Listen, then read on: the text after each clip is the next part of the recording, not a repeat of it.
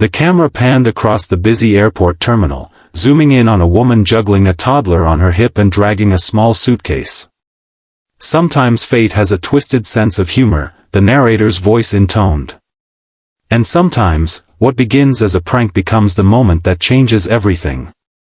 If you're enjoying this story of unexpected connections and second chances, please hit that like button and subscribe to our channel for more heartwarming content that reminds us all of the magic hiding in everyday moments. Sarah Matthews checked her boarding pass for the 5th time, shifting her 3-year-old daughter Emma to her other hip. Gate 27B. Seat 14A. Window seat, thank goodness. At least Emma could look out at the clouds during the 4-hour flight from Chicago to Seattle. Maybe it would keep her entertained enough to avoid another public meltdown. You excited to see Grandma? Sarah asked, brushing Emma's blonde curls from her forehead. The little girl nodded sleepily, thumb creeping toward her mouth. The 6 a.m. flight had seemed like a good idea when Sarah booked it, cheaper fare, arriving with a full day ahead, but now, trudging through O'Hare at 4:30 in the morning, she questioned her judgment.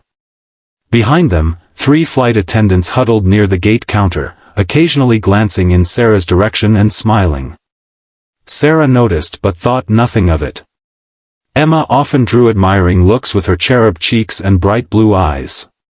Boarding will begin shortly for Flight 372 to Seattle, the gate agent announced. We'll start with our premium members and passengers needing special assistance. Sarah settled into a seat near the gate, setting Emma down beside her.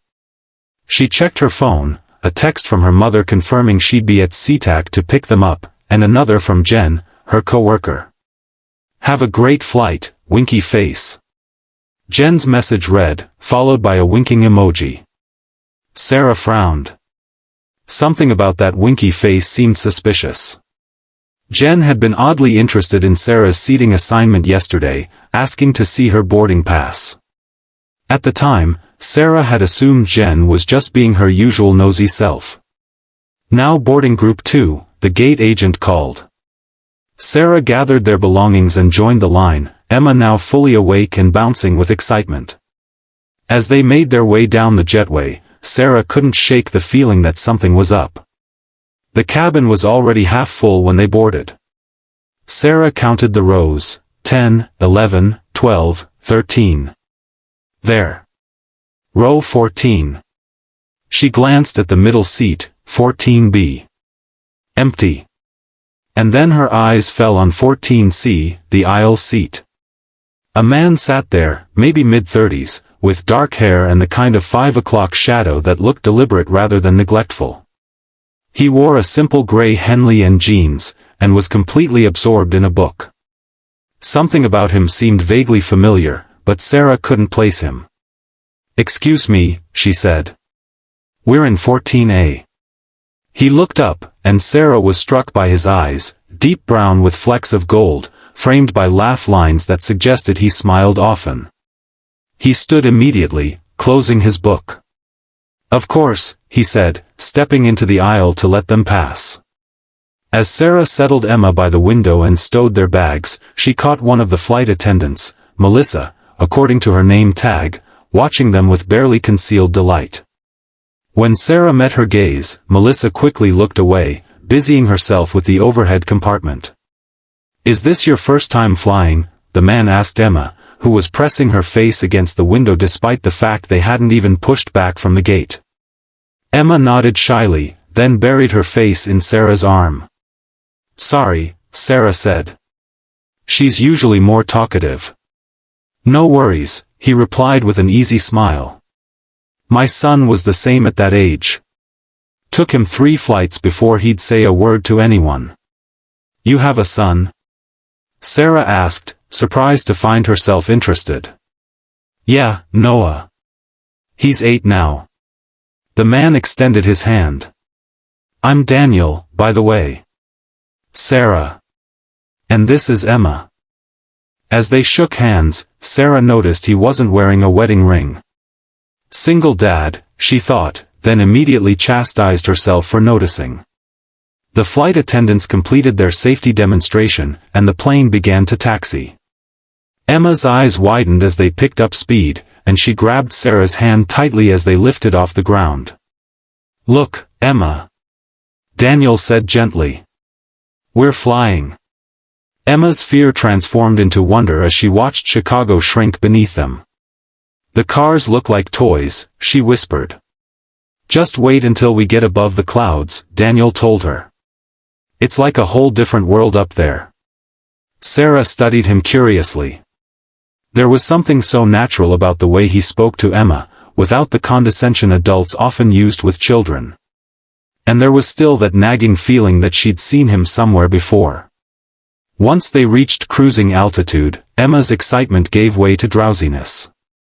She curled up against Sarah's side and was soon fast asleep. "Long morning for her," Daniel observed. "For both of us," Sarah admitted. "I'm not usually a morning person, but the early flight was significantly cheaper."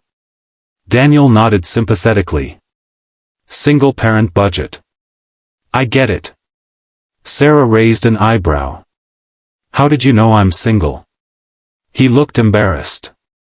"Sorry, I shouldn't have assumed." "No ring, and you mentioned it was just you and Emma visiting your mom, so." "No, you're right," Sarah said. "I've been on my own since Emma was 6 months old. Her father decided parenthood wasn't for him." "His loss," Daniel said, glancing at the sleeping child. "She seems like a great kid." "She is," Sarah agreed. "What about you? You mentioned your son." "Similar story, different ending. Noah's mom left when he was 2. Said she wasn't cut out for the family life. We share custody now, but he's with me most of the time." Sarah nodded, feeling an unexpected kinship with this stranger. As they continued talking, the conversation flowed easily from parenting challenges to work. He was in architectural restoration, she was an elementary school librarian, to favorite books and movies. An hour into the flight, Melissa the flight attendant stopped by their row, offering drinks with a knowing smile that made Sarah suspicious again. "You two make such a cute couple," Melissa whispered as she handed Sarah a ginger ale. "Oh, we just met," Sarah corrected her, feeling her cheeks warm. "Really?" Melissa looked genuinely surprised. "That's not what I heard." Before Sarah could ask what she meant, Melissa moved on to the next row. Sarah turned to Daniel, who looked equally confused. "Do you know what that was about?" she asked. He shook his head. "No idea. Unless..." He trailed off, looking thoughtful. "Unless what?" "Well, my sister-in-law works for the airline. She's not on this flight, but she knows some of the crew. She's been trying to set me up for years." Sarah's eyes widened as pieces began falling into place. "My coworker Jen has a sister who's a flight attendant. She was very interested in my seat assignment yesterday." They looked at each other, realization dawning. "I think we've been set up," Daniel said, a smile tugging at his lips. Sarah groaned, mortified. "I'm so sorry. Jen is relentless when she gets an idea in her head." "Don't apologize," Daniel said. "I'm actually having a nice time." "Aren't you?" Sarah had to admit she was. There was something refreshingly straightforward about Daniel. No games, no pretense, just honest conversation. "I am," she acknowledged. "But still, it's embarrassing to think they orchestrated this whole thing." "Well, if it makes you feel any better, I think they're about to be very disappointed," Daniel said. Sarah felt a strange pang of disappointment. "Oh?" Daniel leaned closer, lowering his voice. "Because I'm not actually who they think I am." Sarah stared at him, confused. "What do you mean?" He glanced around to make sure no one was listening, then said, "I think they believe I'm Daniel Hayes, the architect. He's my cousin. We look similar enough that people mix us up sometimes." The name clicked in Sarah's mind. Daniel Hayes was a rising star in the architectural world, recently featured in several design magazines for his innovative approach to sustainable urban housing. No wonder he had seemed familiar. So you're not an architect? Sarah asked. I am, actually. Just not the famous one. I work for a small firm in Seattle specializing in historical restoration. Daniel, my cousin, is the one with the splashy high-rises and the profile in Architectural Digest. Sarah couldn't help but laugh. So our friends went to all this trouble to set me up with a celebrity architect, and instead you got the boring cousin who gets excited about historically accurate window casings, he finished, grinning. I don't think you're boring, Sarah said honestly. I've enjoyed talking with you. Likewise, Daniel replied, his eyes warm. Though I feel bad that you're not getting the glamorous architect you were promised. Trust me, glamour is the last thing I need in my life right now, Sarah assured him. I'm much more interested in someone who understands what it's like to balance work with single parenthood. As Emma stirred beside her, Sarah realized with surprise that she meant it. The easy rapport she'd established with Daniel in just a short time felt more valuable than any celebrity connection. The remainder of the flight passed quickly as they continued talking, sharing stories about their children and the challenges of raising them alone. Emma woke up and warmed to Daniel immediately, especially when he showed her how to make a simple origami bird from a napkin. When the captain announced their initial descent into Seattle, Sarah felt an unexpected twinge of regret that their time together was ending. So, Daniel said as they began gathering their belongings, I know this whole thing started as a misguided setup, but I've really enjoyed meeting you and Emma. Would you maybe want to get coffee sometime? I know a great place near the Pike Place Market that has an amazing children's corner with books and toys. Sarah hesitated only briefly before nodding. I'd like that. We're here for a week visiting my mom. They exchanged phone numbers as the plane taxied to the gate. When they finally disembarked, Melissa the flight attendant was watching them with undisguised interest.